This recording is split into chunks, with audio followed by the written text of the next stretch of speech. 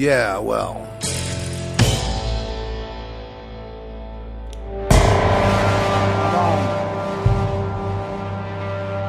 Okay, yeah, well. Yeah, well. Oh, well. And when I say bruh, I don't say it lightly. Oh, well.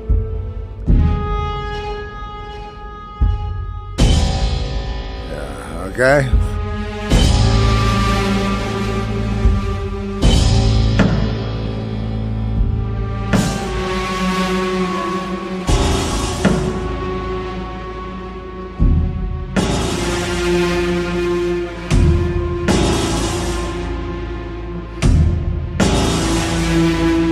Come on. And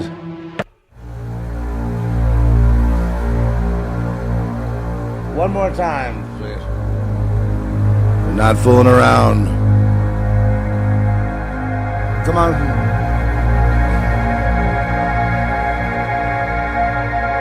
There you go.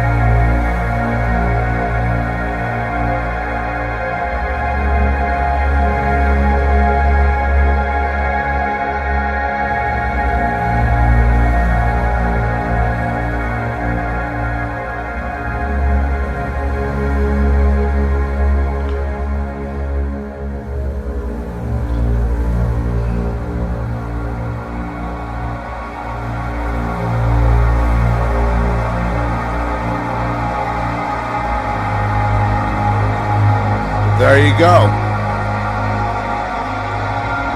One more time. There you go.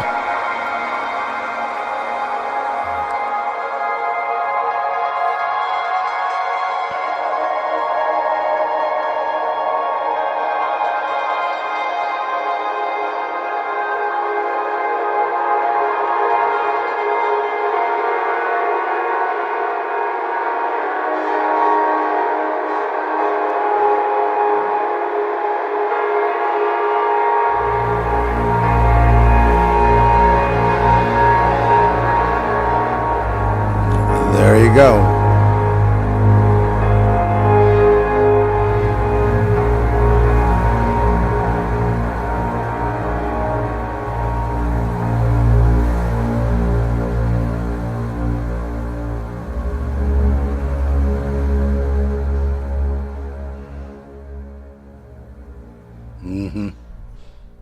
Greetings in the name of the Most High. The world falling apart because of Notre Dame. And I wasn't being facetious. I actually, when I was in Paris and took a look at Notre Dame, I was so disgustingly evil, I didn't even want to go near it, seriously, really bad vibe building. It's all these like gargoyles and demons, and the architecture was hideous as can be. And I recognize it's, the classic architecture, but the problem is around there in Paris, you have the Tuileries and there's kind of other things going on, and you can just really feel the blood-soaked ground. You can just really feel the conflicts. You can feel the satanic energy off it, and it's just really palpable. I'm so almost shocked that most people, of course, dumb tourists are, they just go around like a little tape recorder and they do whatever the tape says to do, they go do. Whatever it fills their head with, they go, oh, that's reality, I mean, it's, they all have themselves to blame. I mean, there's tons of people in the so-called city of light, which to me is really just pretty much if it says it's the city of light, it's like the city of darkness. The only thing that kind of tops the hideousness of Notre Dame, really, Notre Dame, ISIS.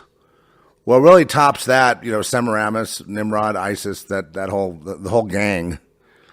But what tops that is probably the Louvre. Is a little more honest, but it's also, has the feeling of an abomination with the pyramid out front, and just, I looked at the Mona Lisa. I was just trying to, why did they put it so far back? And, you could put anything in there and call it the Mona Lisa, would pass these days. So it's really I found some modicum of comfort in the communist bookstore, Shakespeare and Company or whatever bookshop, where you had some first editions and different things of Hemingway and other communists that were celebrated at that time in the 1930s. No. Hey, LA is just as bad. I mean, it's like, but it doesn't have the history. See, that's the thing. Whenever I go somewhere and there's a cathedral, I always feel the blood of satanic sacrifice. Not always. I mean, but most of these there's a place around here that's just exactly like that, where this time of year, they take pilgrimages to the church, feeling that, God will heal them if they walk from wherever they are, and some of them walk for days to get to the church here. And then they're given some kind of healing. And like you go into the church, you'll see this little closet room kind of thing where you see all the crutches that were left with people that couldn't walk, who had afflictions and all that. We know Jesus heals. But to me, it's like, and then I've just kind of quipped and made a little joke about this, but I mean, if Jesus saw Notre Dame, I think he would throw up. He would be sick to his core. So I think it was really interesting how when it burned, what's left, there's some relics left, but mainly it was that cross that was still standing.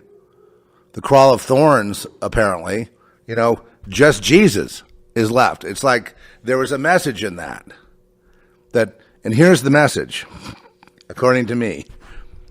That's all we need is Jesus. We don't need all this pomp and circumstance and all these stupid robes and costumes that look ridiculous, by the way, and all this so-called tradition and this hideous architecture of demons. It looks like a satanic temple. And we don't really need all that to go to Jesus. Right? And when Jesus was preaching, in his brief time here, we're talking the out in the woods, and on the beach, baptizing in the water, in people's houses, humble, servant class, picnics, on the go, wherever they could.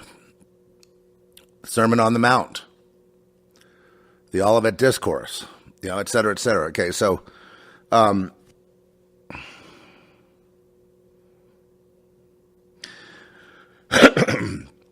I compare the two things, the Notre Dame building and Jesus' ministry, I have a huge disconnect. But I had it when I was there. I didn't really give my life to God. I think it was around the 1988 or so, and I didn't ever have any reason to go back. I'm not against it. I didn't like the I'm not sure what airport I was at. I was in the airport that may have been de Gaulle, but I'm not sure. It was in the airport where you had these three terminals, and if you had to change over your flight, which I did because I was flying.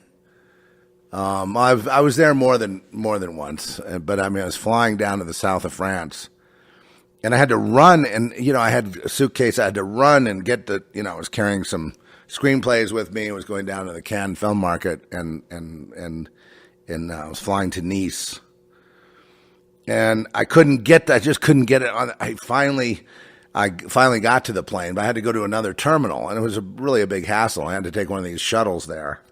And I didn't really know what was happening. And, I finally got there. And then who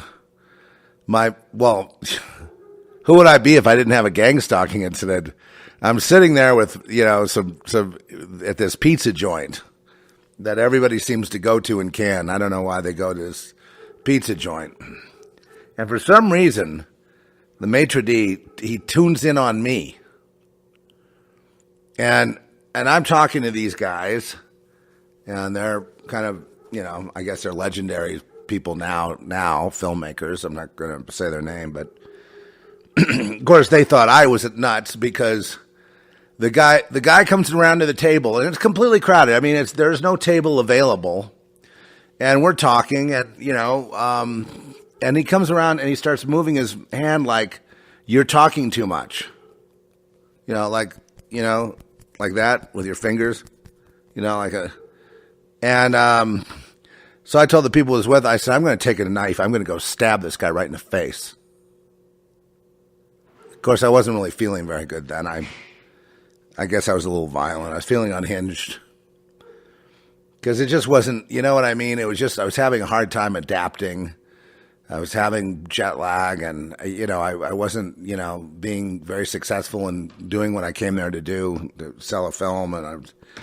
And people say, "Oh, I'll take a look at it." I had it on video cassette, and I was like, "Oh God, this is that same sleazy bunch at the AFM. Here they are here, They just, oh, I'll take a look at it," and then you winds up on Canadian TV or something, So, I'm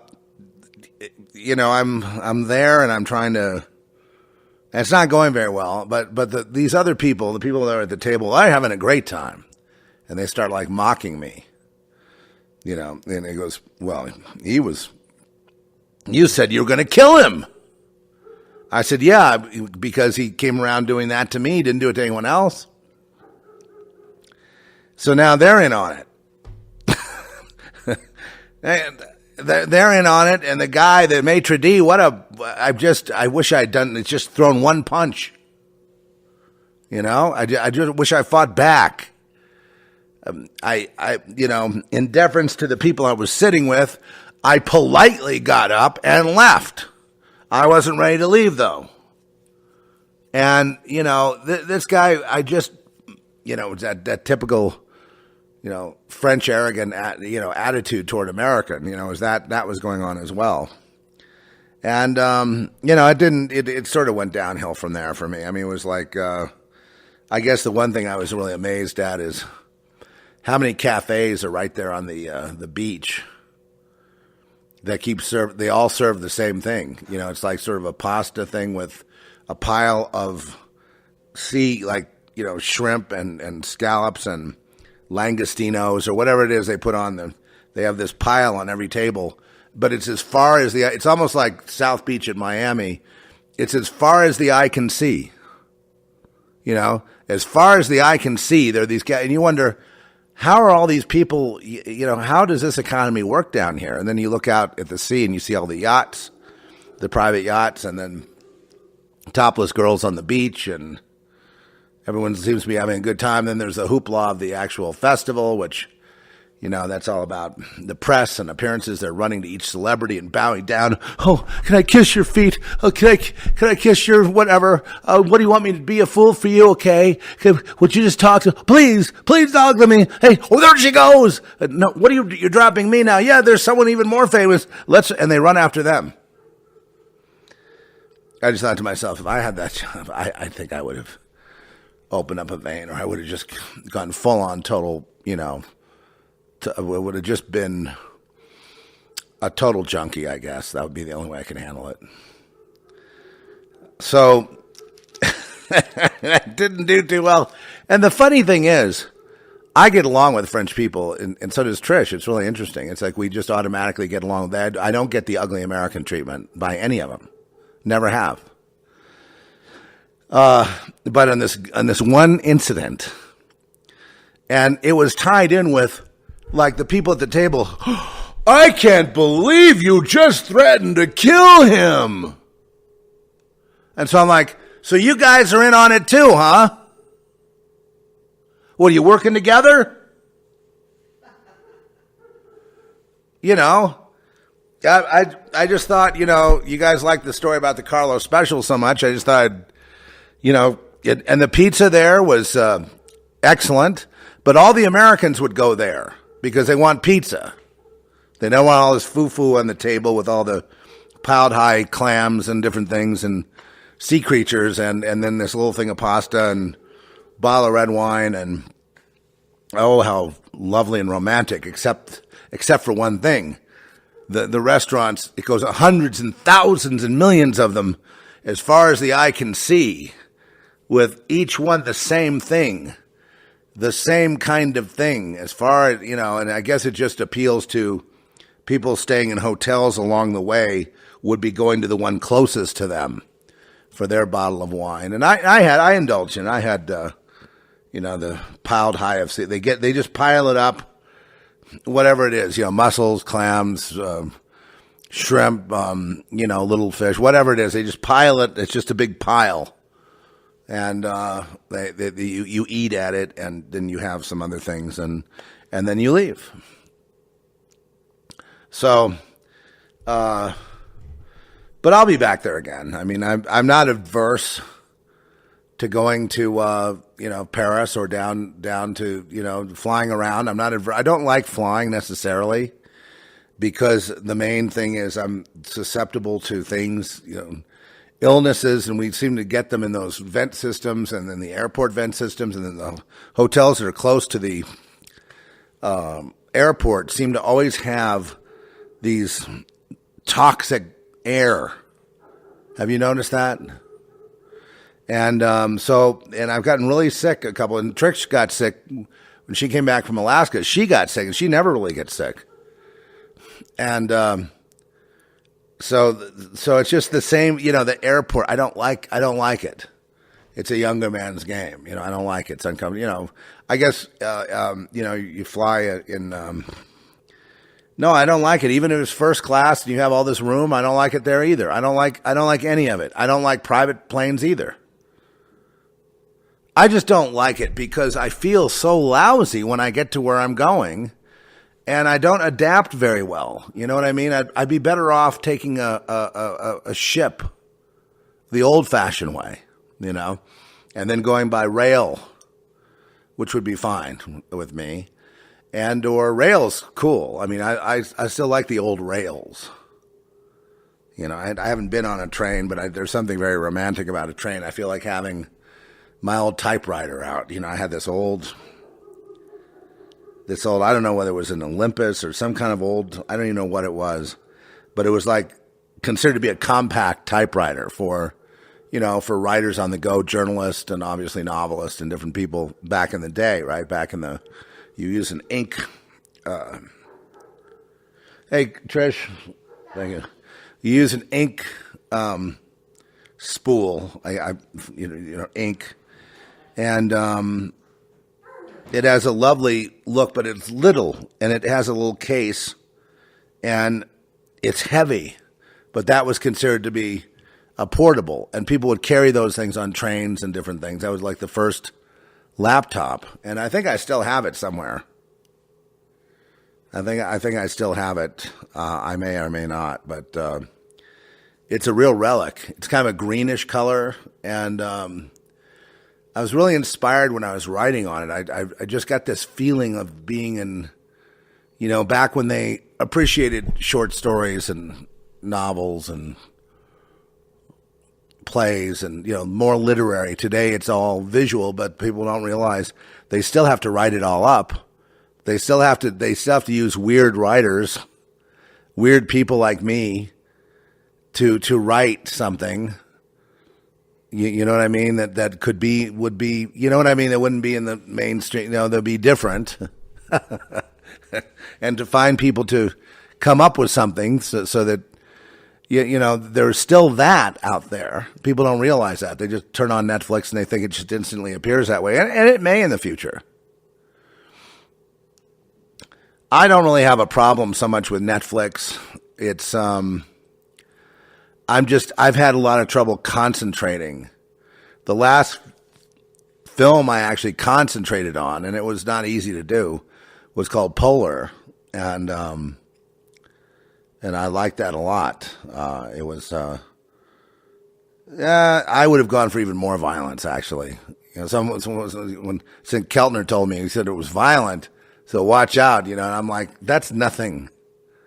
I go for a lot more than that, but I liked it. It was just kind of over the top and silly and ridiculous, and I used to like movies like that. But then again, you have to weigh that against 2 hours. Is it worth 2 hours? The Louvre I did in 5 minutes, and I wasted 2 minutes on that stupid Mona Lisa, which is a complete anticlimactic, waste of time. If you're going to Paris to look at the Mona Lisa, I could just say forget it, unless you want to bring binoculars. But other than that, it's lousy. And even the Mona Lisa itself is smaller than you would imagine. And it's lousy. You're better off looking at a good photograph online if that's what you want to do. And there's more art in Florence than there is if you like art, if you like Renaissance art. There's more going on in Florence, Italy, than there is in Paris. If you really are into that period and you're doing it historically. And I understand that. And I understand they were building all the spires. They were trying to have a celebration of architecture and philosophy and, they're commerce and, communication with people and, putting away the wars and having an age of reason come from it all and, having the revolution in France, Francais, Vive la France, to get everybody, overthrow the evil oligarchy, the evil king, and, behead Antoinette and was it Louis XVI or whatever, and, making themselves feel real good that they had a fake revolution. And, maybe we did here too. And the more I think about it, and this is getting into the topic today, I am, completely disgusted with pretty much everything. But I mean, at this point, this Notre Dame thing, I mean, this is just, and having people going on and speculating and, it's basically, the church system, what do you expect? It's the beast system, it's the Babylonian world system, just mocked up to be made like a Christian church. And then, now we're going to get the Muslims going and they're going to burn the rest of them. They're going to burn them all down in Europe if they haven't already. They burned about 800 of them, some being rebuilt. But I mean, well, you can burn them down all you like as far as I'm concerned. And, burn the mosque down too. Burn everything down. It's a joke. And I don't care what it's a community center. This is where we do a lot of, fine. Jesus did a lot of great work. Did not need these, these ornate buildings and these, hierarchical, establishment kind of, hierarchies within of more scribes and more Pharisees, more legalists and more religionistas. And that's like the last thing the world needs right now. What's needed right now is, a genuine, not just revival, but this awakening within the hearts of people that this is the world. For all the talk about the Matrix and the red pill, there's hardly anybody red pilled as far as I can see. I don't see hardly any out there. They all have their little orthodoxy they're defending. And the latest one, of course, being the totally absurd tranny gate thing. And it's like, we all know there's all the androgyny and the whole thing about, the hermaphrodites and the being revered and worshipped. And, it's fully understood that these people are into abominations and they worship them. And, the blending of genders, and this is nothing new. I mean, it's almost like these people just discovered this whole new topic. I mean, this is nothing new. And to call these people trannies because they were like Led Zeppelin or something, and which was the most ridiculous and comedic thing I've ever seen in my life. It was actually so pathetic that I've just had to burst out laughing because, and then of course that's all tied in with Dump Trump, and that's where we are. That's where it came to a halt. I told you I was going to do comedy, so here I am doing comedy, and comedy, Notre Dame, #1 on the comedic list. It's a hideous building. You know what I mean? I just level the thing. They're actually taking applications from approved of architects around the world who are going to be putting in their design ideas for making it even more of an abomination. How lovely. We must not let Babylon burn. So here's the point, though. No, I'd urge you to go to Paris, walk around the l'Arc de Triomphe and, the Notre Dame and the Louvre and, the Musée d'Orsay and the Tuileries and the Left Bank and see all the communist newspapers and, cafes. I do all that. And if you don't feel the bodies piled up to the ceiling pretty much, then you're just dead from, you're just spiritually dead, because the entire place, it just feels like it's soaked with blood. It's like so many churches that I've visited in my life. There's a dark energy, really dark, evil energy going on. And that's why I think you do have this secret societies and the secret sort of pedophile networks and human trafficking and all that tied to churches. It's not a surprise at all. And what they don't tell you is the human sacrifice, having rituals to Satan, at like midnight, you know what I mean? And then using the church and then desecrating it and then getting it all set for worship the next week. The very same people being priests and liars and devils themselves are there thinking they're getting away with something by subverting the church and the goodness of the church into this bacchanal orgy of blood. And then, back on, Friday and Sunday for the big Eucharist and celebration of Christ, it does not work. There are people who have sensitivity, who could walk into that place and they already know the history of it. They already feel it. They already see it. They already understand what's happened there.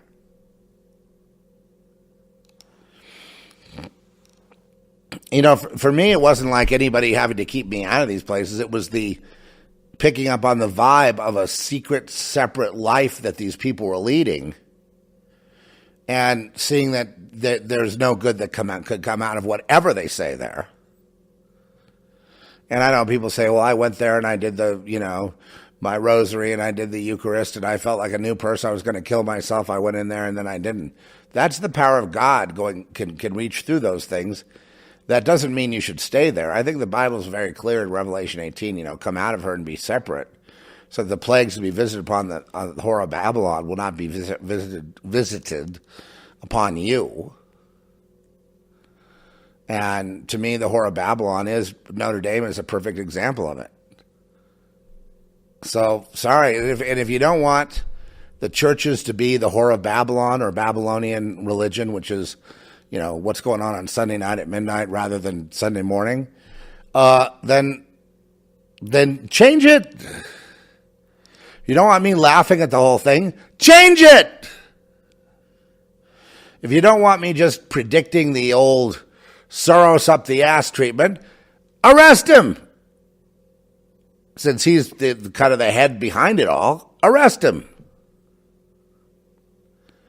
But don't sit there and go, oh, we didn't deserve 9/11. Isn't that awful? They burned down Notre Dame, and it's just terrible what they're doing. Well, the people doing it are these old, I hate to say it, but they're white guys sitting in a little room somewhere deciding what's going to happen in the world, and they're putting up one group against another, and they're paying the Muslims to do their thing. They're paying the people, the anti-Jew thing, anti-Muslim, and, in a strange way, they want to get rid of the Muslims too, but they want to use them as an army right now to basically defeat, especially Christians and Jews, right? The Jews are in there too, being persecuted now. And, the persecution is really mind control. If you're a friend with any Jewish person or whatever, you're now a Zionist and you're evil. And, it goes to, oh, your nose looks a little big, Zeph. Maybe you're a Jew. Maybe you're a crypto Jew. And I'm like, no, I'm part Jewish, but it's a little bit of a mongrel here. But yeah, that's true. So what? I'm evil. Yeah, but your bloodline is AB negative. That proves that you come from the fallen angels. Okay, so would you like me to shut up? Yes. Yes. Frankly, I find you boring. Well, then why do you listen? Because you're boring, and I want to tell you, now, your music sucks too. Thank you. I'm glad you listen to my music. I'm glad you listen to me. Hope something rubs off on you, like a little something, something good, not of me, but of God. I hope so.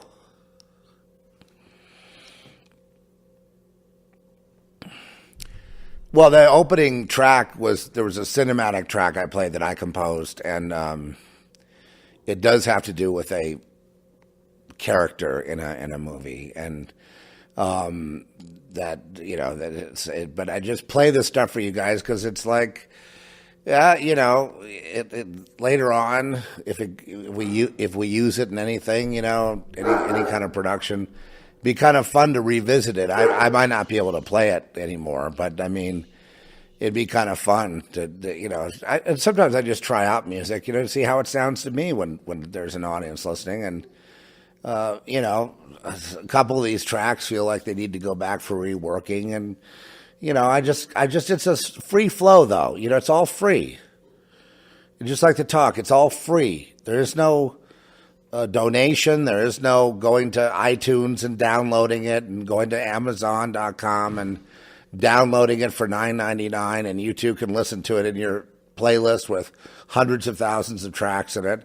That's not the way I have a couple of those out there that really suck. Back then, more primitive, but I haven't done that. I will probably put some commercial thing out eventually when there's a reason to. When there's a raison d'être, my French really sucks too. It's really comment allez-vous, comme ci comme ça et tout. What do you say? What would you say? You say, how are you? Comme ci comme ça, a little this, a little that. Kind of más o menos, like in Espanol. Anyway, I guess you'd have to go there and kind of get it going again. I think, between the two languages, it's a toss-up for me because, I really like Northern Italian dialect. It was more like my daughter, it's so sing-song. It was like so musical to hear Italian. And then at the south end of Italy, you have Sicily, and where the language is more gruff. And it's nice too, in a more gruff way. As you get closer, then of course French has different dialects, and I guess Parisian French is very musical, very musical as well. And of course, Spanish, Barcelona Spanish, I guess, is also quite musical itself. Whereas, say, Spanish that's in South America or Mexico, or that's spoken close by here, is more from the guts, and then it gets, as you get into certain, I guess, more older countries like Spain, France, Italy, you have more of a kind of a refined thing going on there. It's just interesting to me to see the. I like them all. I mean, Francesca's uncle Tino, he speaks a Sicilian, more of a, even though he's been in Florence a long time. And he speaks with more of a Southern or a Sicilian accent, which is, you saw The Godfather, paisano, it's like that, it's kind of cool, it's warm, and yeah, you have these fantasies of a bottle of wine and, a table, and you're sitting in a some kind of old building where it's really reverberating around, and there's a guy with a classical guitar just playing some classical, sounds, and it's reverberating around, and you have your cheese, and you have your, I've done that. Forget about that fantasy. Here's the deal with that. You do that 5 minutes, that's it. It's boring. Next. You go to these churches, every single one that I went to in both Italy and France, they all just had this vibe of death. It's just I know I'm not kidding. I know I'm not trying to be funny here. I know what I know about this, and like here in New Mexico, we have this old church, and I went there, and I went in the back, down by the river. There's a river in the back, and I could feel the satanic rituals. I could feel the sacrifices to their gods, and I know that's going on here in New Mexico. And I'm sorry, I could feel it. I told someone that I was there with, I said, hey, right here. It's almost like I'm like a dowser. I feel the blood crying up from the ground. We had a lot of hostilities here. We had the Indians versus the Spanish versus the Inquisition was here chasing the Jews to Colorado. I mean, it was the Wild West, all right, and it was way before America ever even was a concept. It was way back in the 1400s and 1500s. So there's a lot of history, too, of the United States that again, a history of, like, when people go to Gettysburg, they always say that they can feel the blood, they can feel the pain, they can feel it. Right. Well, us sensitives, we that's why we are recluses, because can't handle it. I mean, I used to wonder why I would have to get all bundled up with the glasses and the headphones and just kind of like incognito, trying to find some corner somewhere. Same thing in the library. I tried to find some place and blot my head out. So I was in with my book, and I'm trying to tune. I can't handle the world. I'm trying to tune it out.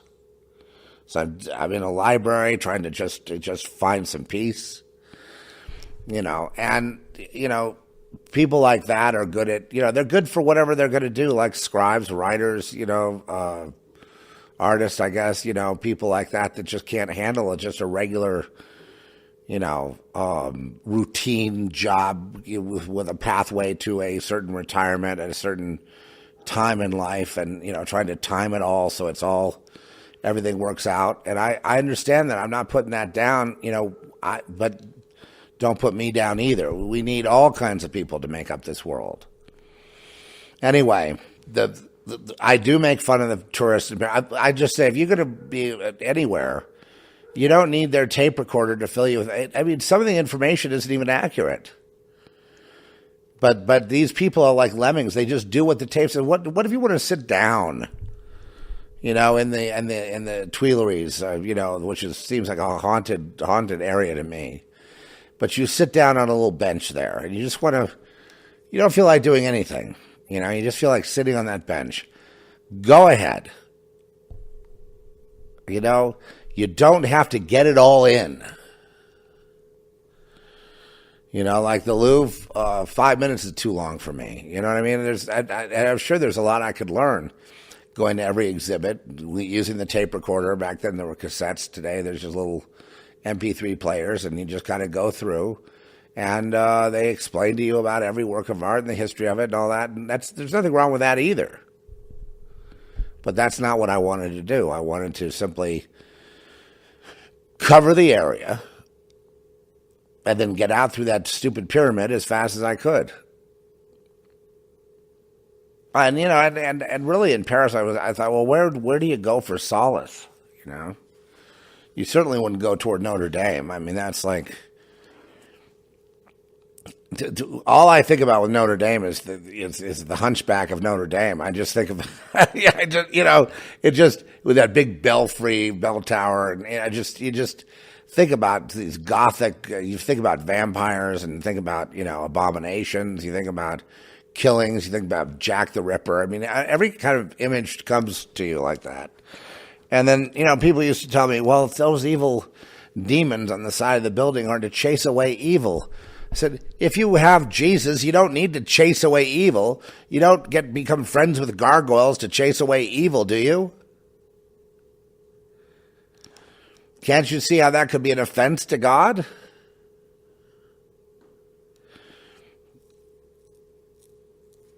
And then there's this whole thing of wiping out the seed of Abraham. I got news for you. The seed of Abraham also includes the Muslims.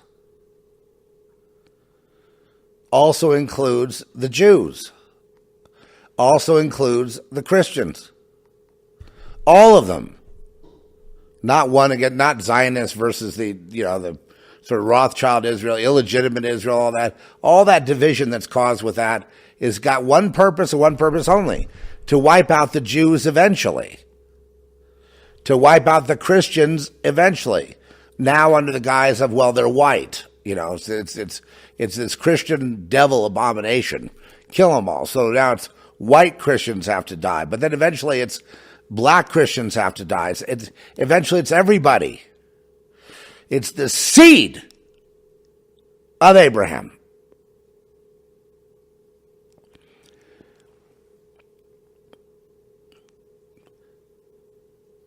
it must be destroyed.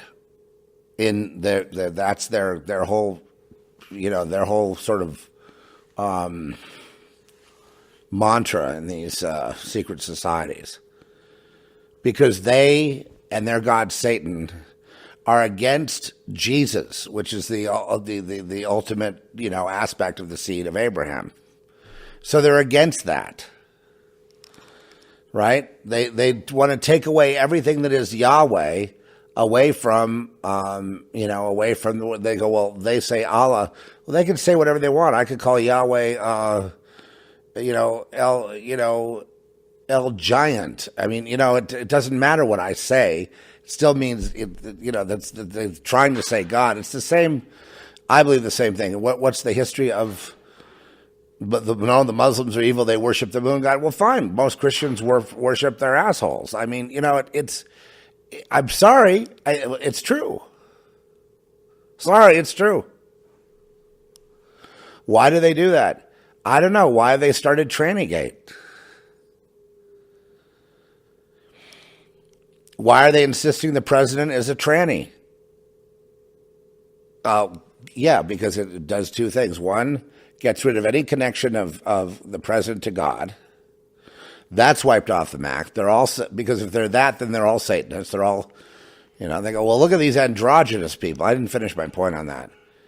The androgyny, of course, has been always a thing. Even in angel art, the angels are androgynous, aren't they? They look like women and men. There's an androgyny there. And that's usually held up by people because they feel that's superior. But here's the thing. There are people out there going back and revising history and saying that these rock stars are trannies. No, they're androgynous, but they're not trannies. As if to say, well, they were born female, they became male, and they had a tiny little penis or something that they tried, to develop into something more, or some such, and that's what's really the secret. It's like, no, they were men that were dressing and becoming androgynous because that's what the people wanted. That's what the fans wanted. It'd be kind of hard to make a statement like a sort of meat and potatoes drummer that's very powerful drummer like a John Bonham is some kind of a wafy woman. It starts falling apart. The whole thing starts falling apart after a while. It doesn't. And someone said, well, but they do have this. The real bloodline elites have this genetic component where they all become. Yeah, they. It's really through inbreeding. There was obviously there's an extraordinary amount of hermaphrodites. That can change sex and don't necessarily change from one to another, but actually have aspects of both. But it really doesn't matter. You see, the whole point of it is to divide. And it's like, okay. So when we got caught up with the Mandela effect, it was to divide. So the topic of gang stalking got sidelined, right? It became ephemeral to what's going on. And the whole point of it was to eventually divide. To have people identify with that as opposed to other things and then have infighting going on, which is ridiculous. So the tranny thing is to divide people who sign on to that versus people that don't. People that don't are blind and do not have eyes to see. So now they all get labeled as being deaf, dumb, and blind if they don't buy something. Flat Earth, same thing. Flat Earth, round Earth, same thing. It doesn't matter what the truth is. What matters is those things are used to divide, to stop people from having a conversation, a meaningful one on the internet. And so now, like the Tower of Babel, every conversation is canceled by someone else's conversation. There is no conversation going on. So the approach I take, I'm adapting. The approach I take is to comment on the news of the day and things of the day. Share my faith and just really kind of try to put the whole thing in context. In context, the whole point is this is a reality here that's highly simulated for many people because they're living in a bubble. And if they don't do anything about that, they will perish. And if people want to live and they want to know their creator, if they want to understand why they were here, and where this is going, then they must have a relationship through Jesus Christ to the Almighty God. And otherwise, they're lost. There's nothing else going on here. Why can't I look at Notre Dame? I go, why couldn't you just have simple faith, simple truth, and be in the spirit of Jesus, of not buying so heavily into the world? Don't just have a whole bunch of architects now. Give Macron or whoever there may be a tranny there. I don't know. He's pretty. He looks like he's like air. He's gonna just float away. And maybe he's a fairy. A fairy godmother. I don't know. But the problem with him is he wants to rebuild it within 5 years, and he wants to have samples of various architects come in and give them samples of, or just presentations of how they would build a new Notre Dame. Now, that is not the right attitude, sir. Parisians, French people, that is not the right attitude. The right attitude is to figure out what's going on and then adapt accordingly. God obviously wants us to focus on Jesus. And that's what the fire ended up revealing. The cross, Jesus. That's it. There's a message there. Well, why should I be surprised that humans would screw up that message? Why should I be surprised that, very few people are picking up on the idea that what was left? They're lamenting over what was lost more than what's left. Of course. Who cares what got burned up? It's gone. It doesn't matter. These were precious relics. Nothing is precious. Nothing. Nothing of man is really precious. The only precious thing is the Lord. So, if that's what remains, and the message of God to all the people of Paris is, here's what remains. My cross, my word, me, everything else is unnecessary. It becomes like, all the relics become a worship of who? The makers of the relics. What are those? Man. Becomes a worship of man. Another museum. I think what they ought to do is just level the place and have a monument to Jesus Christ there. Have a garden people can walk through and just have a big hole.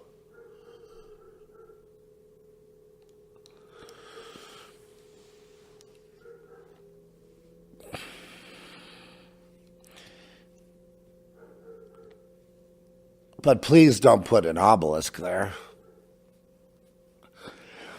Please don't put a checkerboard flare.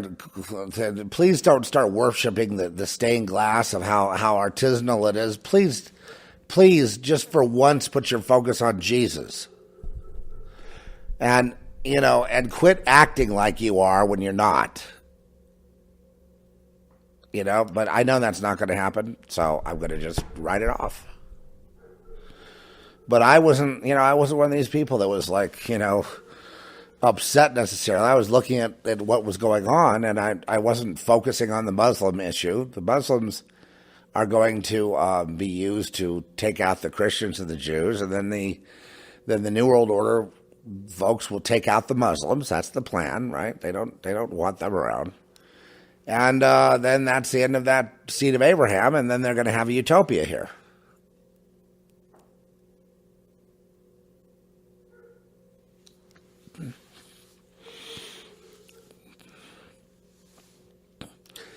Yeah, you remember the story of Hagar and, Abraham and, Sarah and trying to get pregnant and, the whole story of how that all came to pass, and that becomes the Muslims on the one hand, and then you have the Jews on the other, then you have the Christians on the other. So you've got these these traditions roiling about. And, obviously there's probably a lot more strength in numbers. I mean, it's like Christians, Jews, and Muslims should actually try to communicate with one another and find similarities because all are targeted. But how's that going to happen? They made sure that there will be a Christian versus Muslim thing forever. There'll never be any communication there, right? They made sure from the other way, from the Muslim perspective, there will never be a Christian accepted. They're dirty, dirty, disgusting people. They have to be burned to the ground. And as far as the Jews are concerned, both hate the Jews. Technically, you know what I mean, institutionally, let's say. So as long as we keep those divisions, Satan's happy. As long as we have Trump as a tranny. Why Trump as a tranny? Well, because then his allegiance with Israel will be seen for, what it is. He'll be seen as a Satanist, and people will be told, dump Trump, and they're not going to vote at the election to keep him going, so there could be a communist leader or some kind of path to socialism, communism, whatever, which would then set up the military police state, which would then set up the culling and the removal of people into stadiums where they would be executed by the thousands. Just like in the French Revolution, at the time of the Jacobins, when they took over in the 1790s, 1792, 1793, 1794. What happened there? Remember, the revolution was in 1789, right? Well, what happened in 1794? You had people like the leader of the French Revolution. He got guillotined. Robespierre, remember that? He's a guy like Thomas Jefferson. Remember that? He got the knife. Which to me means the Jacobins took over, i.e. the New World Order, okay? Same guys. But we're so busy fighting with each other, we can't even communicate that anymore. The internet has been neutralized. I am simply reporting on what's happened. The damage is done. It can't be fixed. No, I'm not lamenting of what we should. No, we're not going to do. No, we're not going to do what I would love us to do, which is communicate together. We're not going to do that. What we're going to do is we're going to fight. We're going to have a million different divisions. It'll be like a hall of mirrors. You can never finally get to where you're trying to go. Hall of Mirrors means Alice in Wonderland by way of Peter Pan or something. It is exactly what the world is doing, and creating divisions so that these different parts will be taken care of. The Crusades, and the Muslim fighters versus the Crusades, same division again. Satan running both parts of that one. No, they're not even human. Right. Well, that's what they say about you, too. You're not even human. And then we kill each other. And then who's happy? Cui bono. Right, the powers that be. Very happy that you and I are killing each other.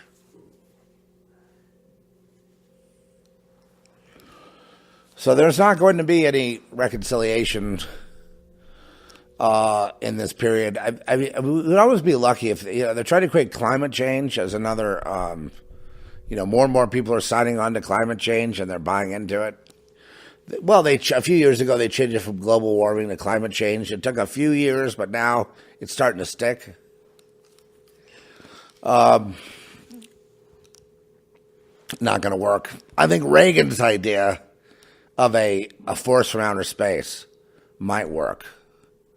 But then again, these social engineers and these think tanks, they put so much effort and money into dividing people, into using mass mind control, game theory and all these other things to control the masses in one simulated sort of Truman show. Nothing is real. everything you think you see, you don't see. It's all an illusion. And the people are trapped in it. Now they're being goaded into war. Once again, just like 1,000 years ago, just like 2,000 years ago, just like 5,000 years ago, just like always, over and over and over and over.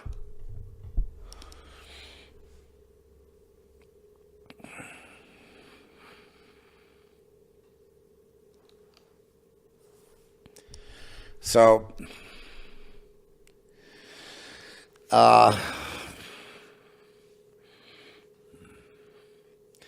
I guess I could just say what a lot of people have said. You know, when you walk the walk of Christ, you're going to have to regard each other, you know, be kind to each other, be kind to people that don't necessarily see it your way. If they're mean to you, you know, be kind to them. Live as Christ, right? To live as Christ, if possible. And that changes things.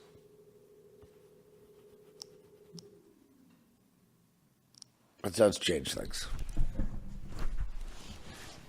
All right, I'm out of here. It's okay. You know, the thing is, you know, it is what it is. And, you know, this has become kind of a little, a place to shout. And if you have like-minded and you kind of see things the same way and you want to shout too, and I'm shouting and both of us are saying, hey, yeah, man, that's the way I feel too. You know, that's what talk radio is good at. It's, you know, let it be a little, you know, a hot dog stand over there. You know, a little sandwich shop. Yeah, it doesn't have to be a big thing. Just any kind of communication at all is good. You might think about doing the same thing. Just even a few people hearing you. You know what I mean? Just to keep they go, you know what, I feel the same way. Yeah, well, a lot of these things are common sense. But they try to steer us out of it and into each other's face. I mean, look at the election, the 220 election. It's hilarious. I'm for one, I'm going to enjoy watching the Democrats attack themselves. I'm just interested to see if they're going to use the same tactics they use on someone like Trump on each other. I'll bet they do. I'll bet they do. Okay, so I will see you next time. God bless you, each and every one. Remember, simple faith, simple truth, simple repentance. Jesus is the way out of the matrix. The matrix will kill you.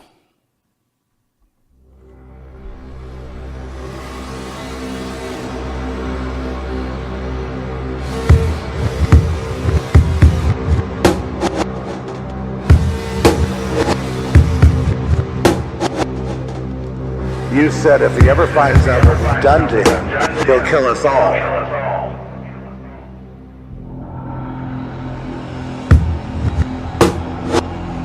You don't remember saying that.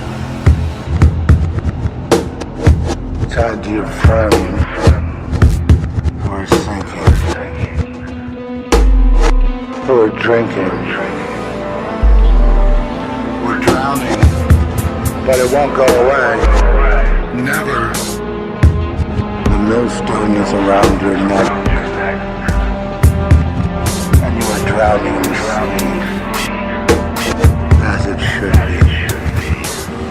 A troubled child who meant you no harm. Who meant you no ill will. Who just wanted to be your friend.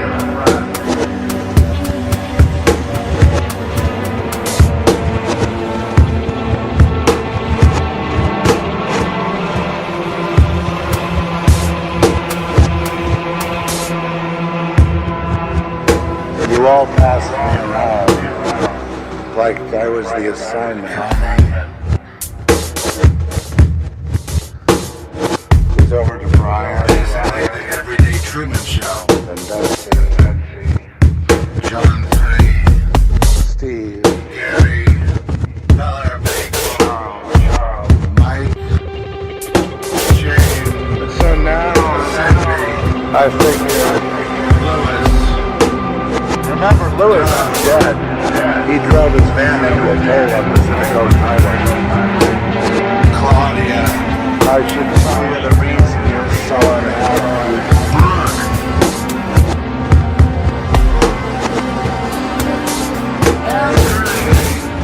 Suicide! But it didn't work, bitch. You're dumb to not God. Just wanna find my wife.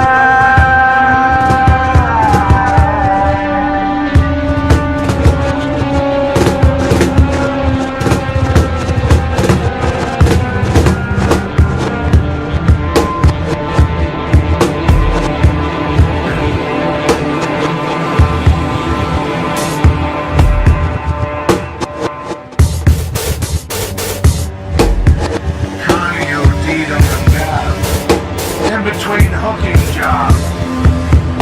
Oh, you used to play guitar. Oh, Eric.